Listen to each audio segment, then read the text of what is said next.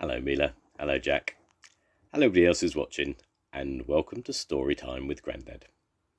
Today's book is from Postman Pat, and it is Postman Pat and the Greendale Rocket. Tomorrow is a special day, said Mr. Pringle. We're going to visit the old Greendale train station.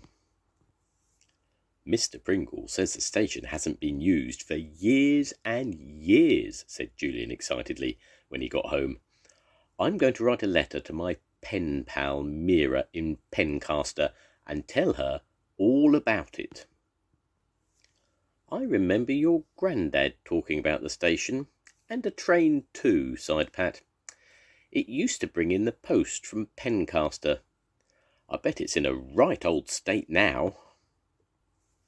The old train station was in a terrible state. Paint was peeling, doors were hanging off their hinges, windows were broken, and weeds were growing everywhere. It looks like it's a station for spiders now, said Lucy. The children started to explore. Julian, Katie and Tom ran up to a ramshackle shed. I wonder what's in there, said Julian, peering through a gap in the door. When they prized open the doors, the children saw a large, rusting steam train. Julian chipped away at the rust around the nameplate. The Greendale Rocket. I bet it's the mail train my dad told me about, he whispered. On the way home, the children met Pat and Ted. They quickly told the pair about their discovery. Ted was almost excited as they were. Come on, Pat, let's take a look, he cried, rushing off to the train station. That evening, there was a special meeting in Greendale. I know I can fix that train. I just know it, said Ted. And the station only needs a lick of paint and a bit of weeding, he added. There was a lot of work to be done, but everyone agreed it was worth it. Let's take a vote, said Pat. All those in favour of bringing the Greendale Light Railway back to Greendale, say aye. Aye, shouted everyone. The Greendale Light Railway was going to ride again. The whole village worked on the station. Windows were repaired and doors rehung. Everywhere was swept, washed and repainted until it shone like new. Pat and Ted worked day and night on the Greendale Rocket, restoring her to her former glory, with green and yellow shining paintwork and gleaming brass. Ted cleaned out the funnel and carefully fixed a new nameplate to the side of the engine. The Greendale Rocket, it said. Finally, both the train and the station were finished. Everyone stood on the newly painted platform with its hanging baskets full of flowers. Pat proudly released the brake.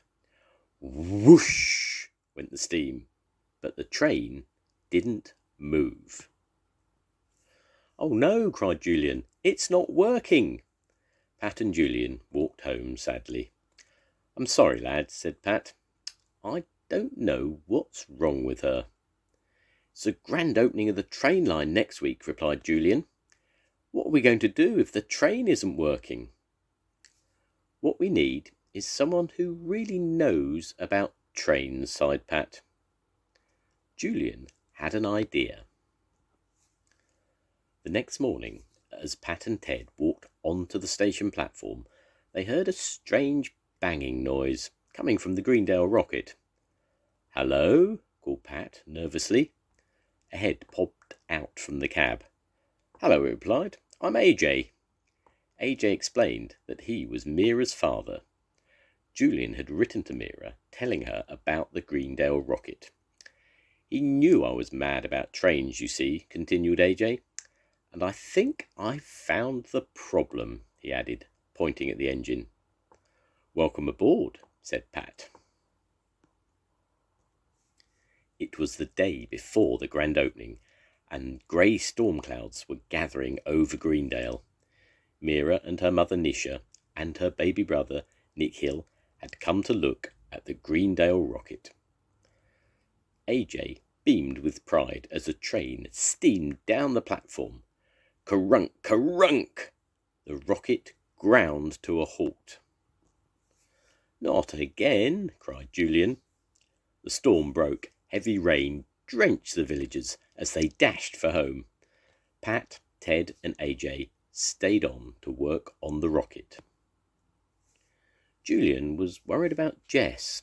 He'd been missing since before the storm broke. Jess is a sensible cat, comforted Sarah. He can look after himself.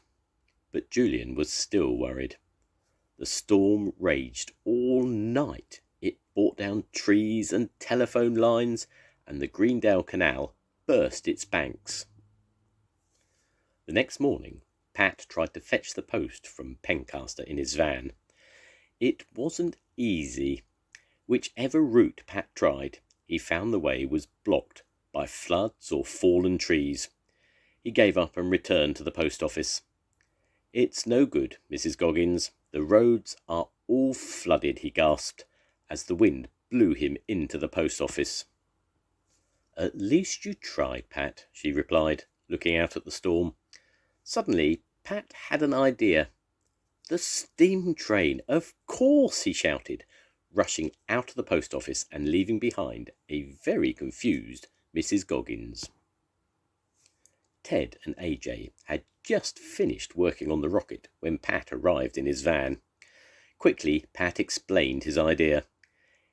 If the Pencaster post can't come to us, then we'll go to it. The Greendale rocket's going to be a mail delivery train once again, he cried. The beautifully restored train chuffed and chugged her way through the storm to Pencaster. The floods didn't bother her at all. At Pencaster, AJ and Pat called in at AJ's home. Mira was very pleased to see her dad, and Pat was very surprised to see Jess. He's stowed away in our buggy, explained Mira. I've been looking after him. Pat thanked her and then headed home to Greendale with Jess and the post. It was almost dark by the time Pat managed to deliver the post that evening. Julian was still up, waiting for news of Jess. He was delighted when Jess leapt out from inside Pat's jacket. A special delivery for you on a rainy day, smiled Pat. The storm had blown itself out, and it was bright and sunny for the grand opening. As the Greendale rocket chuffed to a halt at the station platform, Pat thanked everyone for their hard work. Best of all, he went on to announce that AJ and his family were moving to Greendale to help run the Greendale Light Railway. The whole village cheered as Pat cut the ribbon in front of the train. All aboard for the Greendale rocket, he cried. The end. Goodbye, Mila. Goodbye, Jack. I'll see you soon. Goodbye, everybody. Bye.